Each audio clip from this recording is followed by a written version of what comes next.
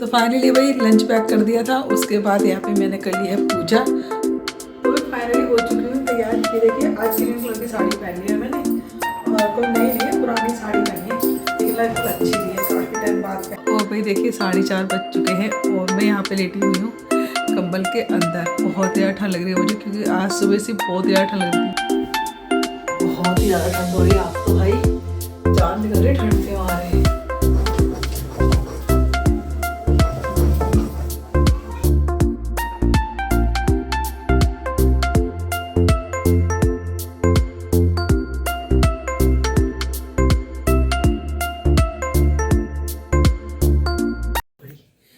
Hello friends, Radhe Radhe. कैसे हैं सब? आई होप सब अच्छे होंगे। मैं भी बिल्कुल ठीक हूँ। वही दिन है आज मंगलवार और आज है सकट चौथ। घर पे आ चुकी हूँ कल, नहीं परसों आ गई थी श्राद्ध को, तो उसके बाद कोई भी वीडियो नहीं बना है। तो चलिए आज सकट चौथ है और मैं भी नहा धो ली हूँ। फिलहाल मैंने सूट डाले है क्योंकि करना है घर का काम, बाद में रेडी होंगे। और देखिए 7:15 हो चुके हैं और घर के सारे ही लगभग काम खत्म हो गए साफ़ सफाई के, और कपड़े धो के भी मैं आई हूँ नहाने से पहले। तो चलिए भाई अभी सुबह का वक्त है, सबके जाने का वक्त है, तो सबसे पहले लंच वगैरह सबका तैयार करती हूँ, फिर इसलिए बाद में ही आराम से तसल्ली से रेडी होंगी। तो चलिए पूजा करनी है और लंच तैयार करती हूँ। क्लेचर लगा लेते हैं भाई, बाल खुलो में तो काम होता नहीं है। और फिर मेरा अंगूठा चल गया है, तो देखते हैं आटा किस तरह तैयार होगा आज मेरे से, क्योंकि चलिए चलते हैं पहले। तो भाई नीचे आ चुकी हूँ और देखिए नीचे आ चुकी हूँ, ठंड बहुत ज़्यादा हो रखी है। फिलहाल मैंने आज कॉटन का सूट डाल लिया और मैंने कहा थोड़ी देर में तो चेंज ही करना है, तो अभी कॉटन का सूट डाल लेते हैं। और ये मेहंदी देख रहे हो, ये लगाई थी मैंने मम्मी के यहाँ पे जिस दिन आए थे ना, उसी दिन, मतलब परसों। तो ज़्यादा डार्क तो रची नहीं है, हल्की हल्की सी मेहंदी रची है। और इस हाथ पे भी हल्की सी, इससे भी हल्की मेहंदी रची है दूसरे हाथ पे। चलो दिखाई देती हूँ मैं।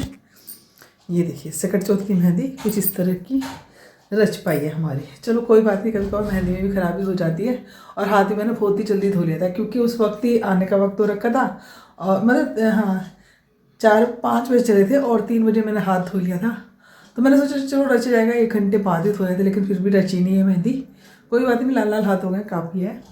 ओ तू मोहे पारी लगी राधे राधे, तू मोहे पारी लगइयो कन्हैया मोरे, नैनन आगे रहियो कन्हैया मोरे।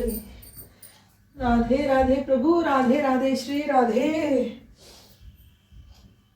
तू मोहे पार लगइयो कन्हैया मोरे, नैनन आगे रहियो कन्हैया मोरे,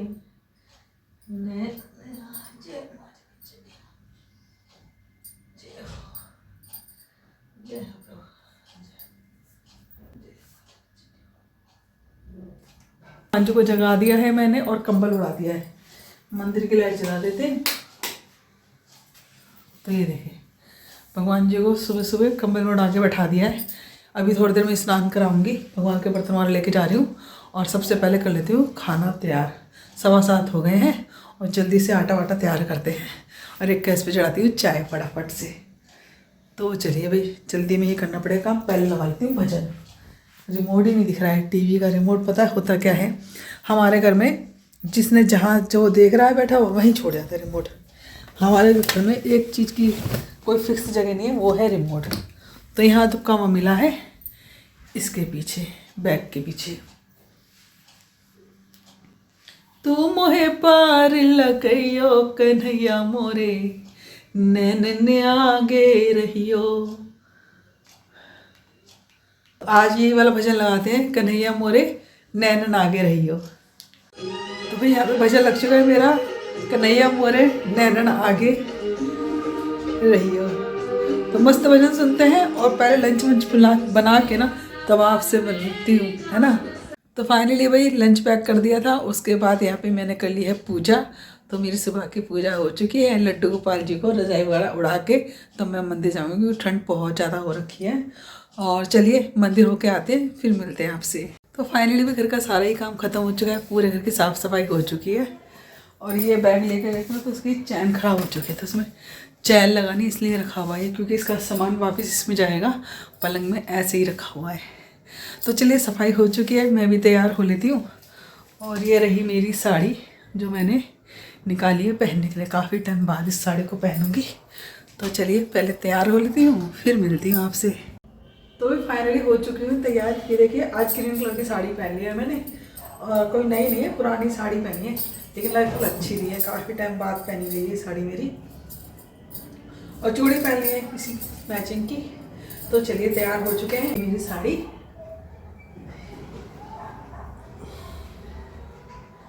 तैयार हो चुके हैं अपने आराम से। अब तसल्ली से तैयार होकर बैठे रहेंगे। और ठंड लग रही है, स्वेटर पहनूंगी क्योंकि बहुत ज़्यादा ठंड है। आज तो बहुत ठंडी हवा चल रही है। सूरज देव भी हल्के हल्के से निकले हुए हैं, तो ठंड बहुत ज़्यादा है। और बस स्वेटर पहनेंगे अपने, क्योंकि तो चलिए अभी फिलहाल तो शाम को पूजा वूजा करेंगे। फिलहाल तैयार होकर बैठ गए हैं, देखते हैं शाम को कैसे क्या होता है। खाना पीना बनाएंगे, शाम को पूजा करेंगे, कथा करेंगे। तो मिलते हैं सीधे शाम को।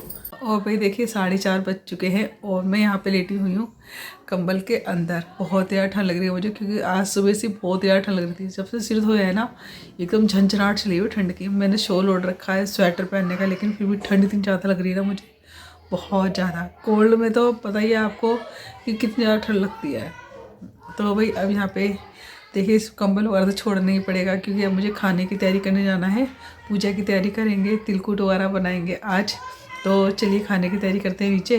और उससे पहले थोड़ा सा ना वीडियो अपलोड कर देते हैं, क्योंकि अभी बैठ के वीडियो को मैंने एडिट किया है और उसके बाद अब वो वीडियो अपलोड करी है। तो चलिए फिर उसके बाद चलते हैं नीचे, खाने की तैयारी करते हैं। क्योंकि वीडियो में ना आपको ये देखने को मिले कि हमारे सकट चौथ की पूजा किस तरीके से होती है। बहुत ही ज़्यादा ठंड हो रही है आज तो भाई, जान निकल रही ठंड के मारे। और आज बनाने जा रहे हैं मटर की कचौड़ियाँ। तो बस सबसे पहले तो मटर छीलते हैं। एक तो वैसे झाड़ चढ़ रहा है, फिर तो बहुत ही ज़्यादा जुकाम के कारण हो रहा है इतना सब कुछ ना। सब मटर छीलते हैं, मेरा ज़्यादा तो चढ़ रहा है मुझे बहुत ज़्यादा।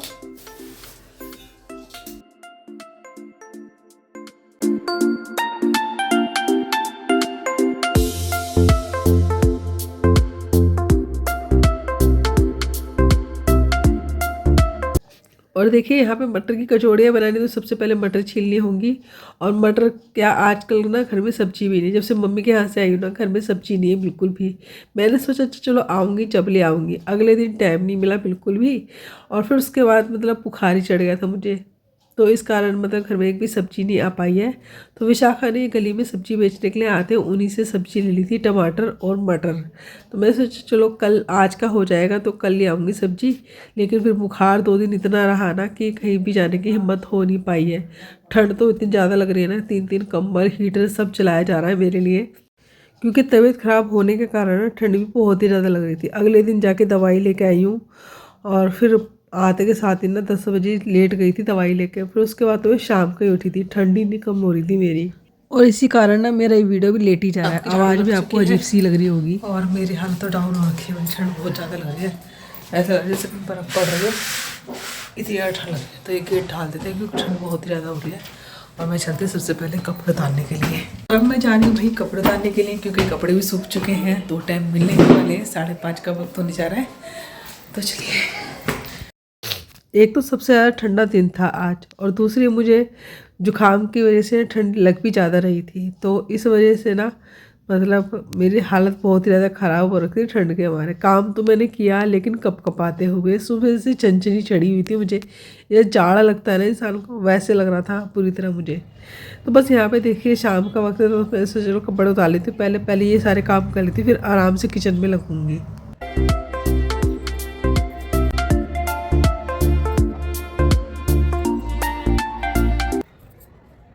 तो चलिए फ्रेंड्स, कपड़े उतर के आ गए हैं, सारे पोटली बांध के रख दिया, तो ये विशाखा तय कर देगी। और यहाँ पे कान्हा जी के कपड़े भी 2 दिन में सूखे हैं, अभी कुछ इसमें गीले हैं तो वो नीचे जाके सुखा दूँगी।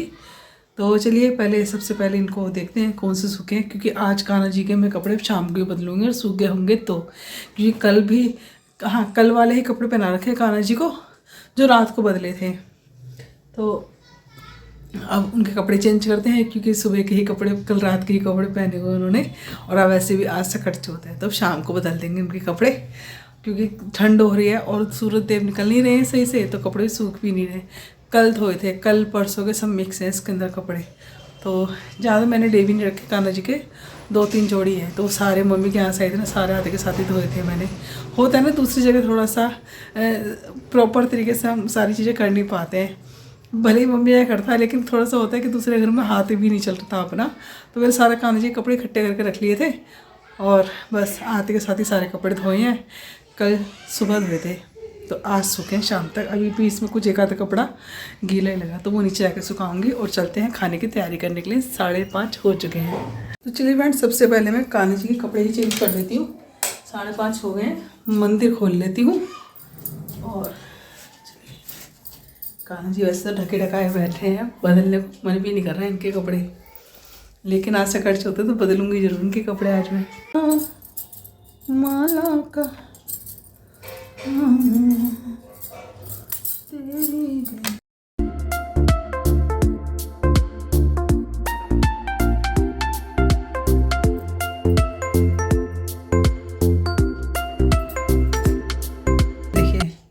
लड्डू गोपाल जी हुए हैं कपड़े चेंज करके तैयार, सकट चौथ की कथा करेंगे। और तो चलिए, यहाँ पे तो हो चुका है मंदिर में, कान्हा जी कपड़े वगैरह बदल दिए हैं। कान्हा जी कपड़े तो चेंज हो गए हैं, अब चलते हैं किचन में और सबसे पहले बनाते हैं तिलकुट। तो यहाँ पे सामान तो मैं ले आई थी कल ही, कहाँ रख दिया मैंने सामान। तो भाई यहाँ पे सबसे पहले तो देखिए मुझे तिलकुट बनाना है और साथ में पहले रख देते हैं आलू को उबलने के लिए। तो आलू की रसेदार बनाएंगे टमाटर की सब्जी, आलू टमाटर की सब्जी हो जाएगी और साथ में मटर की कचौड़ियाँ हो जाएंगी और साथ में तिलकुट तो बनेगा ही।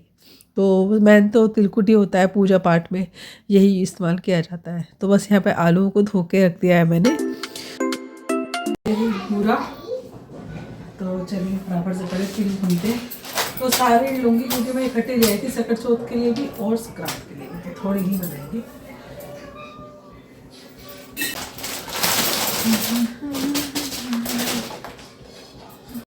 तो भाई यहाँ पे अंदाजे से मैंने मतलब आधे किलो से थोड़ा सा कम मैंने तिल ले लिया है, 1 किलो तिल है ये। तो बाकी के मैं बनाऊंगी लड्डू, क्योंकि हमारे यहाँ तो भाई तिल के लड्डू संक्रांति में बनाए जाते हैं और कहते हैं उस दिन भी तिल चटकाना ज़रूरी होता है। तो इसलिए थोड़े से तिल के लड्डू उस दिन बन जाएंगे। तो इस बचे हुए तिल को मैंने पैक कर दिया, अच्छे से सील कर दिया पैकेट को, ताकि ख़राब ना हो।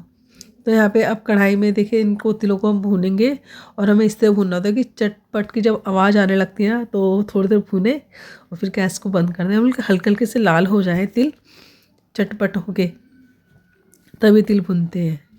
और यहाँ पे मटर निकाली है मैंने, अच्छे से धो ली है, उसको छलनी में निचोड़ने के लिए रख दिया है पानी।